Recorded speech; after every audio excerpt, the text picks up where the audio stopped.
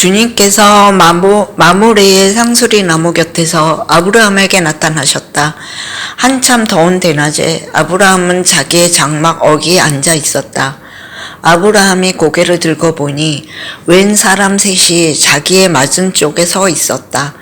그는 그들을 보자 장막 어귀에서 달려나가서 그들을 맞이하며 땅에 엎드려서 절을 하였다.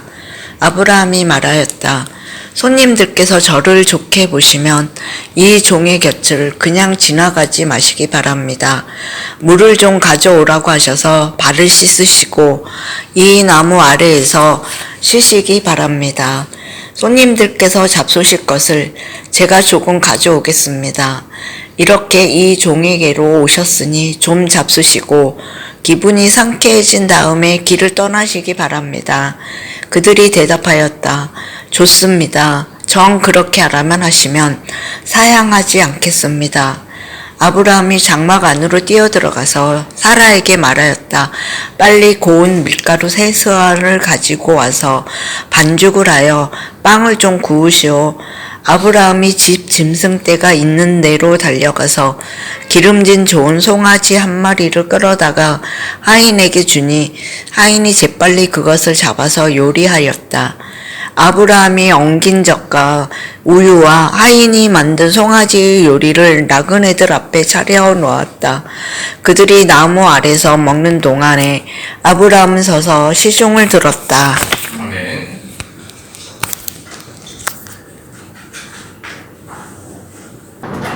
오늘 살아가는 현대인들의 모습은 참 다양합니다. 이전에 세대 사람들에게서 보여지지 않았던 그런 특징들이 나타나는데요. 아마도 단절, 고립 이런 단어들이 현대인의 삶에 적합한 그러한 현대인의 삶의 특징들을 이렇게 요약해 주는 그런 단어가 아닐까 생각합니다. 갑작스럽게 발전을 했습니다. 과학이 발전하고 특별히 저희가 태어났던 그런 시대를 되돌아보면 그 시대에는 정말 영화 속에서나 가능했던 그런 현실들이 오늘 지금 우리가 경험하고 있고 또 살아가고 있는 그런 현실입니다. 정말로 편안한 그러한 세상이 되었습니다. 그러나 이 문명의 이면을 우리가 들여다보면 상당히 절망적인 그러한 모습들도 보여지고 있습니다. 관계가 단절되고 또 타인에 대한 극도의 경계심 이런 것들이 이 화려한 문명 뒤에 숨겨진 어두운 면이 아닌가 생각됩니다. 우리가 대부분 아파트에서 살아가는데요.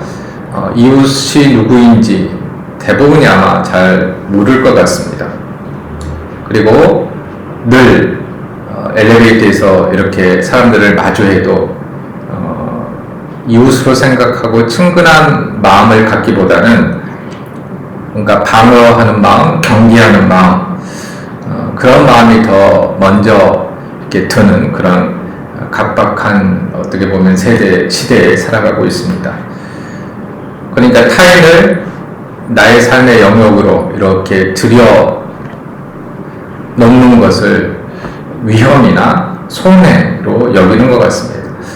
가면 갈수록 또 저희 기성세대의 눈으로 봐서 그런지는 모르겠지만 젊은 세대에게서는 이런 모습이 더 강화되고 있는 그런 모습이 보여집니다.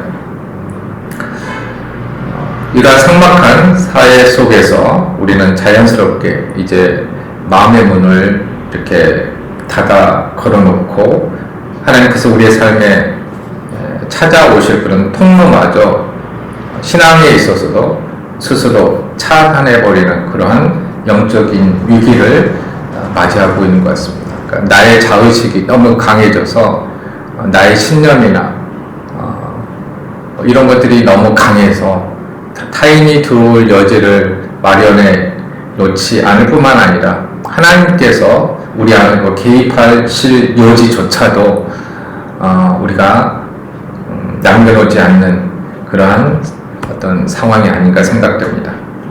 오늘 성경 말씀은 바로 이런 현대인의 다친 마음과 차단된 일상 속에 아주 강한 영적인 도전을 주는 그러한 사건입니다.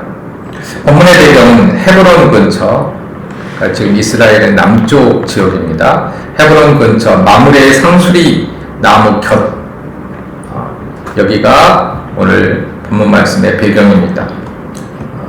시간은 온 대지가 뜨겁게 달아오르던 한낮에, 그리고 더위가 아주 기세를 부리던 그런 시점입니다.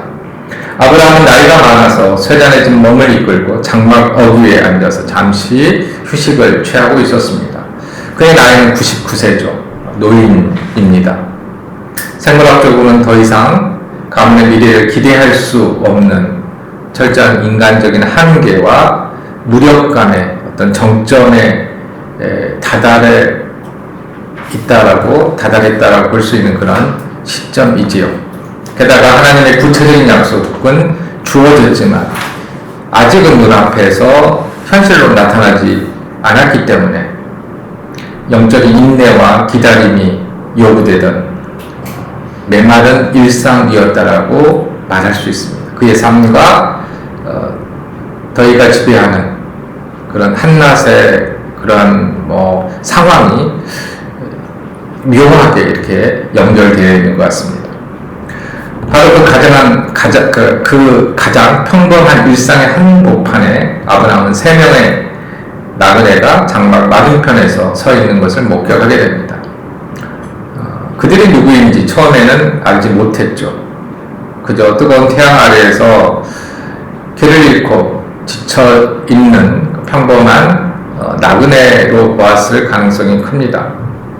그러나 아브라함이 그 지극히 평범한 일상의 순간에 굉장히 파격적인, 상식적으로는 조금 이해가 되지 않을 정도로 과대한 그런 환대 행동을 보여줍니다. 그런데 이 사건으로 인해서 아브라함의 가문이 통째로 바뀌게 되지요. 그리고 하나님의 거대한 구속사적 약속이 시작되는 그런 기적의 마중물이 되었습니다. 오늘 선포되는 말씀을 통해서, 그렇기 때문에 우리의 상식과 계산의 상자를 깨뜨리시고 우리의 지극히 평범한 일상 속에서 타인을 대하는 태도를 통해 역사하시는 전능하신 하나님의 손길을 함께 발견할 수 있는 시간이 되기를 간절히 바랍니다.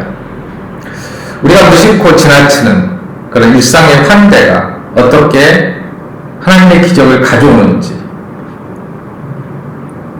함께 묵상하기를 원합니다. 이거는 단순히 아브라함에게만 일어나는 것이 아니라 늘 성경을 통해서 우리가 반복해서 볼 수 있는 하나님께서 역사하신 그러한 중요한 패턴 가운데 하나님을 우리는 기억해야 합니다. 우리의 상식에서 벗어나는 이 하나님의 행동을 우리가 우리의 닫힌 마음을 열고 하나님을 받아들여서 하나님께서 우리에게 주권적으로 베푸시는 그런 은혜를 우리도 함께 경험하기를 주님의 이름으로 축원합니다. 먼저 1절과 2절 말씀을 함께 보시겠습니다. 성경은 이 거룩한 사건의 시작을 주님께서 마므레의 상수리 나무 곁에서 아브라함에게 나타나셨다라는 장엄한 선언으로 시작합니다. 그러나 이 선언은 성경 기자의 그리고 독자의 관점일 뿐, 정작 사건의 주인공인 아브라함은 자신의 장막 앞에 서 있는 3명의 방문객이 하나님과 그분의 두 천사임을 전혀 알지 못했습니다. 아브라함의 시선에 비친 것은 그날 그저 날이 뜨거울 때, 즉 하루 중 가장 더운 정오에 정말 뼛속까지 지치게 만드는 그런 더위 속에서 사막길을 걸어오다가 지친 3명의 평범한 나그네였습니다. 당시 고대 운동의 그런 문화적인 맥락 속에서 보면 정오의 시간은, 이 낮 시간은 모든 사람들이 종들조차도 노동을 멈추고 장막 그늘 아래에서 휴식하는 요즘에 뭐 이태리나 이탈리아에 있는데 남아있는 시에스타의 그런 시간이었습니다. 99세 노부였던 아브라함 역시 장막 문 앞에서 밀려오는 아마 피로와 더위를 견디며 휴식을 취하고 있었을 것입니다. 그러나 아브라함은 이 새 나그네를 보는 순간 자신의 피로와 육체적 한계를 완전히 망각하는 듯한 아주 파격적인 행동을 하게 됩니다. 본문은 그가 고개를 들어보니 라고 기록하고 있는데요. 이 표현은 단순히 이제 시각적으로 그냥 우리가 사람의 고개를 든다라는 이러한 것을 표현할 뿐만 아니라 매우 중요한 영적인 발견과 전환이 일어날 것임을 암시하는 그러한 문학적인 장치입니다. 고개를 들어보니 그 다음에 뭔가가 있겠다 이렇게 예상케 만든다는 것이죠. 아브라함은 장막문에 앉아있다가 그것을 보자마자 장막 어귀에서 달려나가서 땅에 엎드려서 절을 하였습니다. 99살의 노인이 그 무더운 정오에 태양이 엄청 뜨거운 그때에 달려나갔다는 것은 고대 가부장적인 그런 통념으로는, 문화적인 통념으로는 이해할 수 없는 그런 행동입니다. 단순히 아브라함은 한 가족의 가장 이상의 존재였죠. 무장한 군인이 318명이었다는 것을 우리가 알게 되잖아요. 나중에 이제 사건을 통해서. 그래서 그 정도였으면은 한 부족의 부족장 적어도 이렇게 생각할 수 있는 그런 존재인데 그가 그 무더운 시간에 손님을 보고 그냥 나그네를 보고 달려나갔다. 사실 상식적이지 않는 그런 행동입니다. 그러니까 부족장의 체면에도 안 맞고 위신에도 안 맞는 아주 파격적으로 자신을 낮추는 행동이었다고 말을 할 수 있습니다. 더 나아가서 아브라함은 그들을 맞이하면서 몸을 땅에 엎드려서 절을 했습니다. 여기서 몸을 엎드리다라는 표현은 몸을 굽히다라는 그런 의미도 갖는데요. 이것도 이런 경우는 두 가지 경우가 있습니다. 이렇게 몸을 굽히는 경우는 왕이나 높은 권력자에게 최고의 경의를 표할 때 이런 행동을 하지요. 그 다음에 이제 그렇게 하면서 정치적으로 사회적으로 굴복한다는 그런 제스처로서 엎드리는 행동을 합니다. 또 하나는 하나님을 향해서 거룩한 예배를 드릴 때, 신을 경배할 때 이런 태도를 취합니다. 그런데 아브라함 지금 이 세 사람이 누군지 모르잖아요. 그래서 엎드렸습니다. 근데 이 엎드렸다는 이 말에는 우리가 읽는 독자들은 이게 지금 누구에게 절을 하는지를 알고 있잖아요. 그런 측면에서는 이 두 가지 의미가 중의적으로 쓰였다고 말할 수 있습니다. 아브라함은 그들 가운데 한 분이 하나님인 줄을 몰랐습니다. 그러나 나그네를 영접하는 그의 태도 속에 이미 하나님을 향한 경외함의 자세가 녹아 있었다는 것입니다. 그러니까 이웃 사랑이 하나님의 사랑이다 이런 것과 이웃을 존중하는 것이 하나님을 존중한다는 것과 이 말들이 늘 이렇게 연결되어 있다는 것이죠. 하나님에 대한 사랑 따로, 이웃에 대한 사랑 따로, 하나님에 대한 존중 따로, 이웃에 대한 존중 따로가 아니라 늘 이 두 가지는 오늘 이 사건을 통해서 우리가 알 수 있듯이 연결되어 있다는 것입니다. 일상적인 휴식의 권리를 과감히 깨트리고 나그네를 향해 달려간 이 적극적인 영역은 단순한 에티켓을 넘어서 타인의 실존을 자신의 삶으로 초청하는 위대한 환대의 시작이었다라고 볼 수 있는 것입니다. 우리는 일상 속에서 하나님을 만나길 간절히 기도하죠. 근데 우리가 상상하는 하나님을 만나고 싶은 때가 있지요. 굉장히 위대하고 장엄한 순간 이때, 아니면 특별한 집회나 기도를 할 때, 아니면 내가 굉장히 어떤 큰 위험에 처해 있을 때 강력한 하나님의 임재를 기대합니다. 그러나 오늘 본문 말씀은 우리에게 무엇을 알려주고 있습니까? 하나님께서는 우리가 전혀 예상하지 못한 아주 지극히 평범하고 오히려 피곤에 지쳐서 너무 힘들고 그런 상황에 있을 때 일상의 한복판에서 나그네 모습으로 찾아오신다는 사실입니다.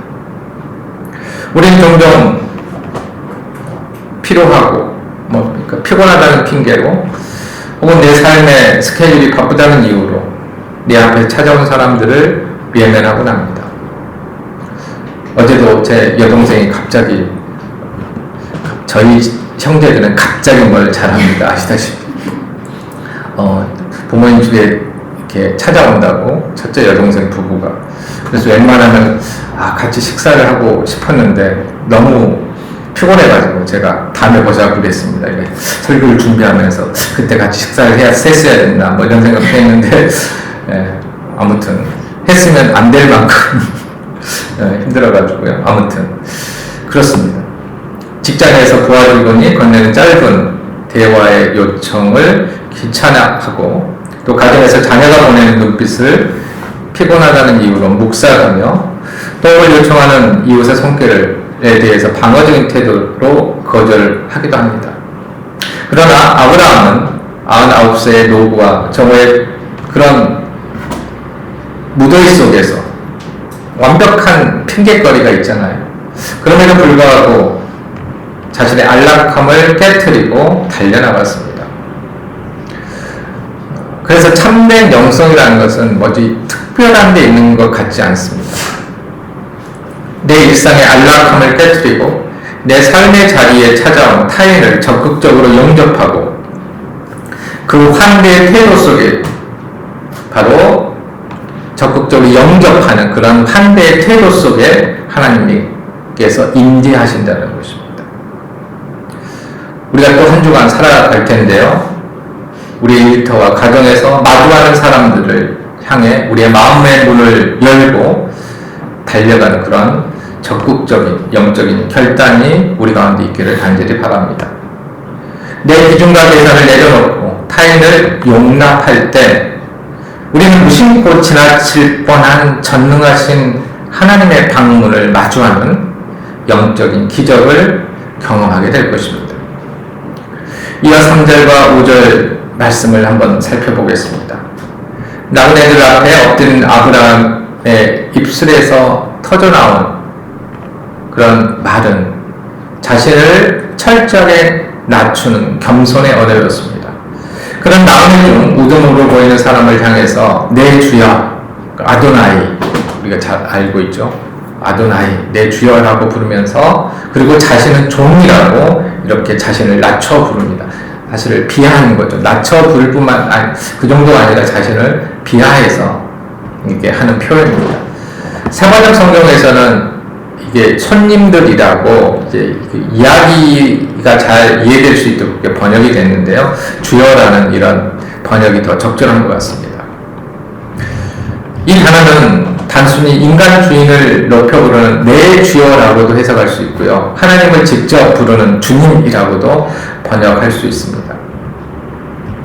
아브라함은 인간적인 공손함의 극치로 이 단어를 사용했지만 성경 기자는 아브라함의 이 고백이 영적으로 얼마나 정확한 고백이었는지를 복선을 깔아서 보여주고 있습니다.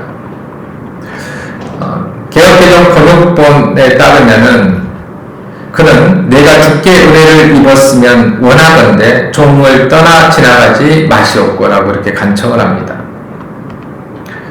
고대 근동의 문화에서 나그네를 대접하는 것은 집주인이 베푸는 시에 이렇게 베푸는 것이 아니라 오히려 나그네가 내 장막에 머물러 주는 것 자체가 집주인에게는 거룩한 특권이자 은혜로 여겨졌음을 보여주는 대목입니다.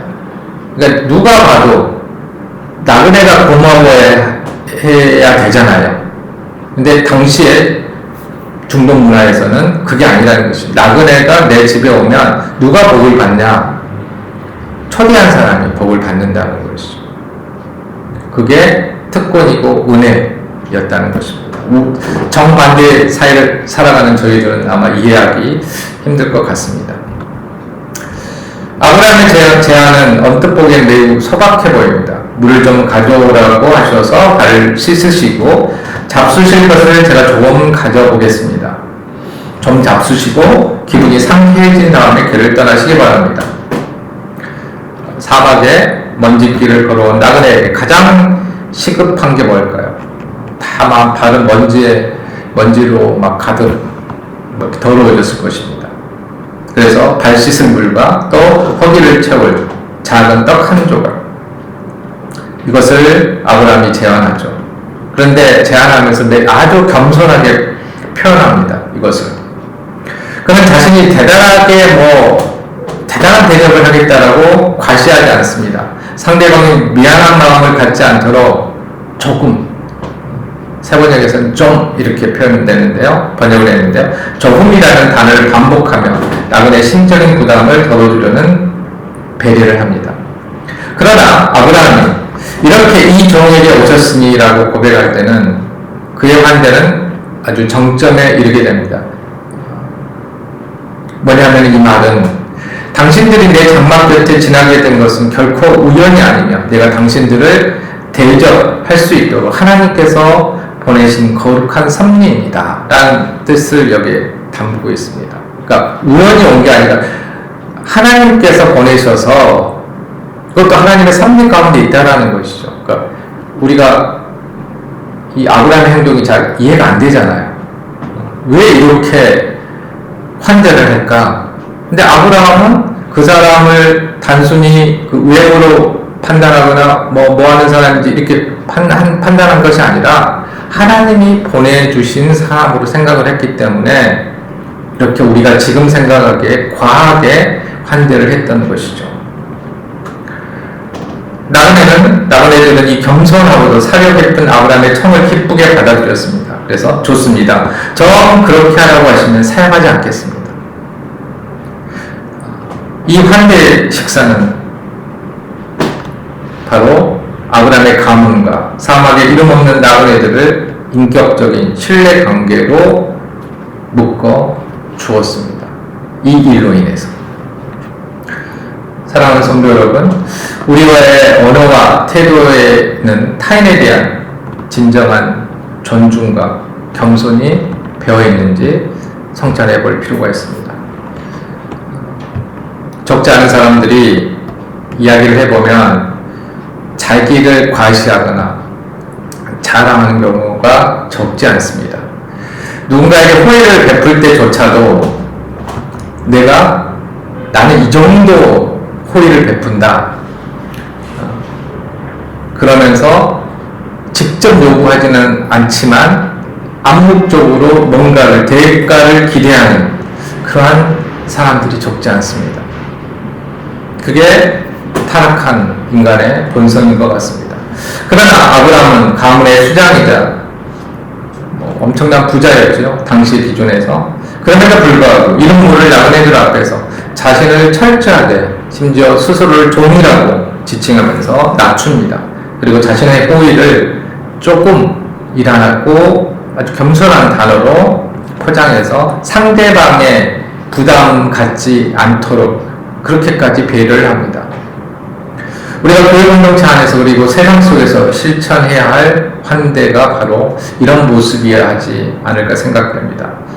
환대는 자격이 있는 사람에게만 베푸는 조건부 친절이 아닙니다. 내 상식과 편견의 잣대로 대접할 만한 가치가 없는 사람을 선별하는 것은 성경에서 말하는 환대가 아닙니다.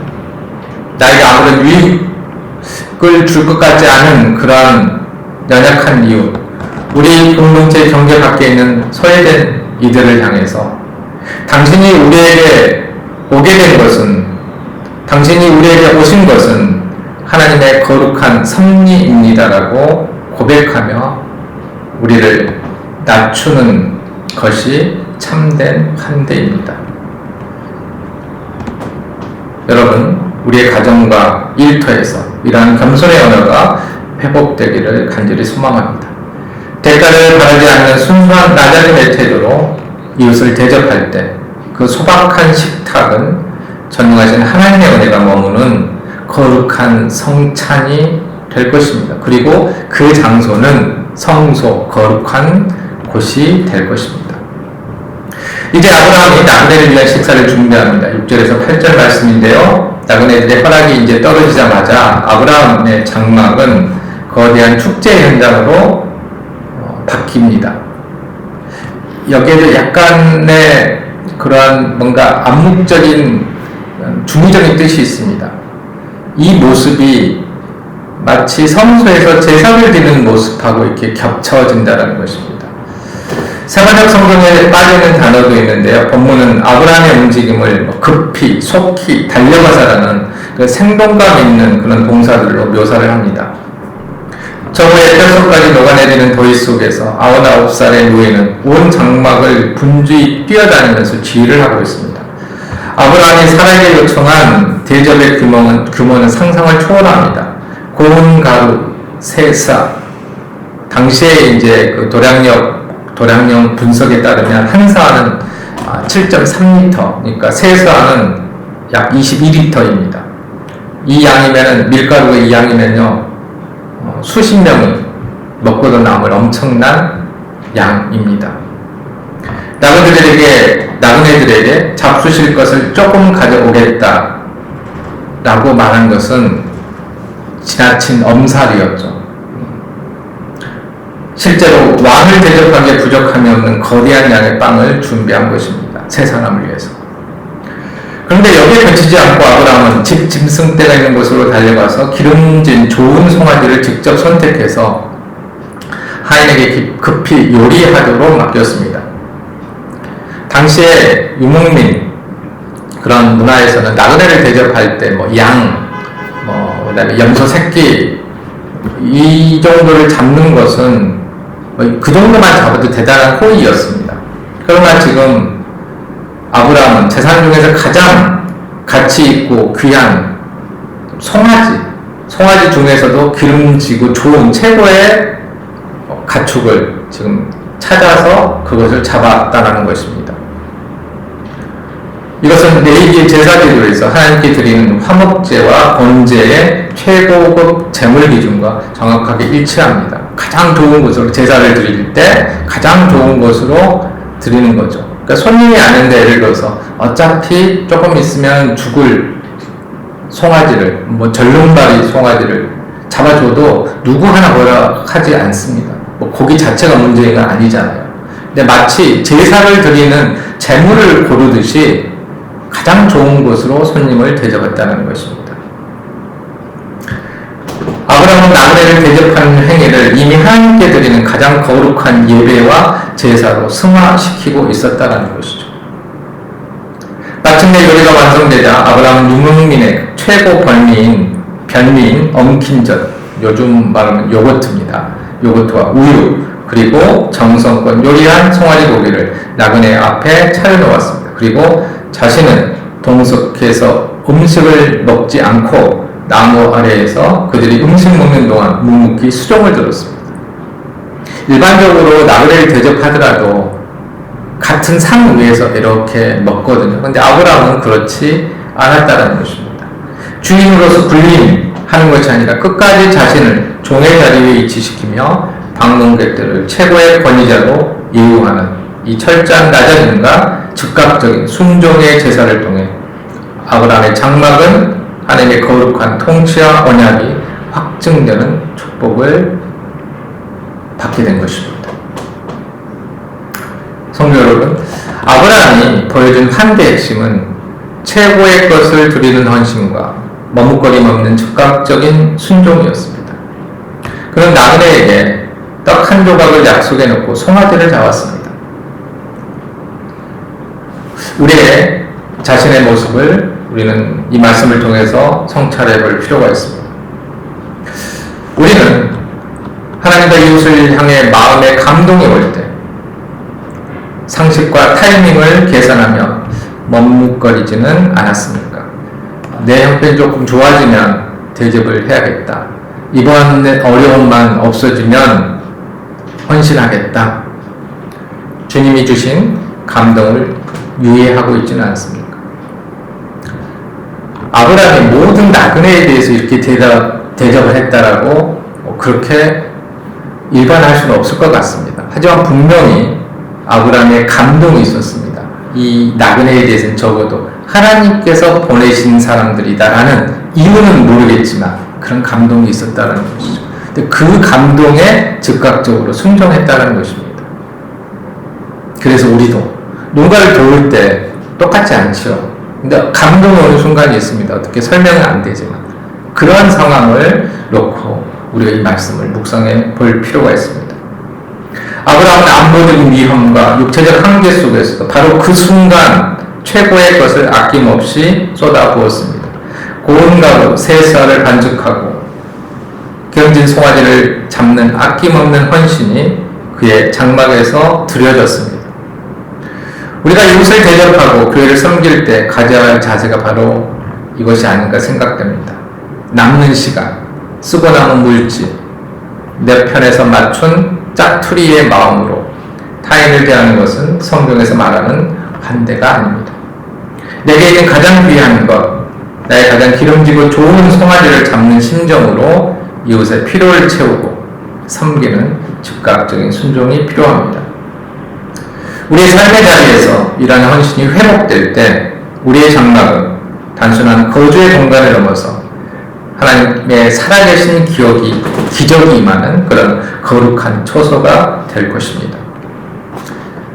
그러니까 계산기를 두드리는 인색함을 깨트리고 최고의 것으로 감동이 올 때 즉시 순종하는 참된 환대의 주인공이 되기를 간절히 원합니다. 이제 말씀을 맺고자 합니다. 우리가 믿는 하나님은 우리의 높은 상식과 한계의 상자 안에 갇혀 계신 분이 아닙니다.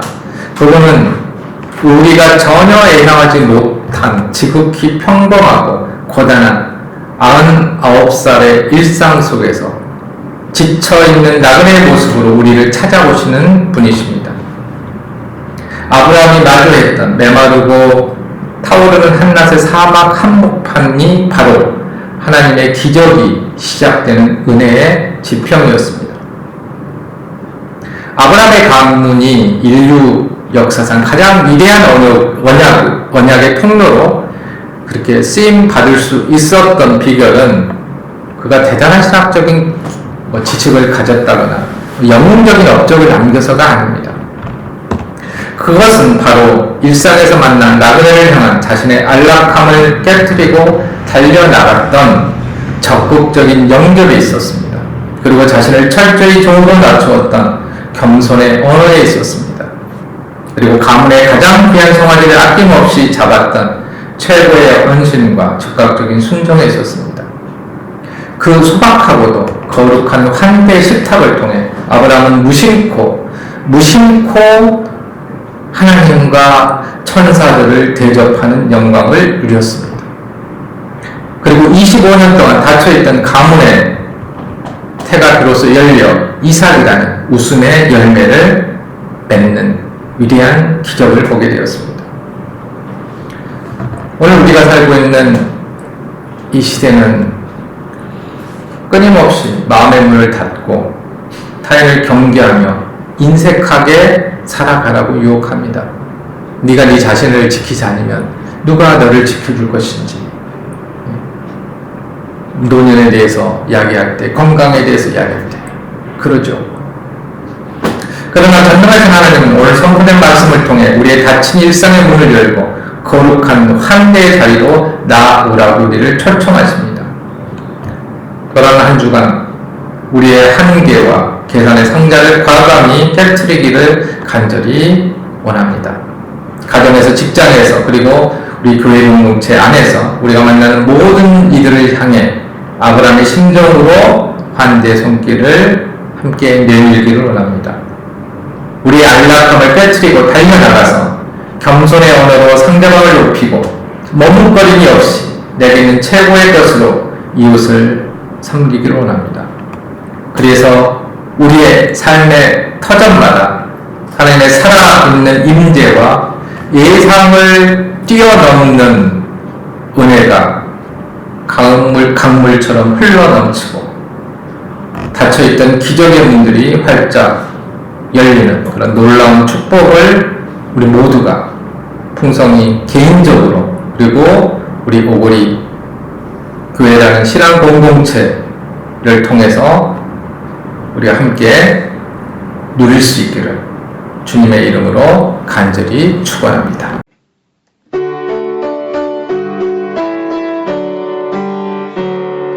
주 축복하소서. 당신의 평화를 주소서. 우리 위에 주의 손으로 주여 잡아주소서. 어두운 세상에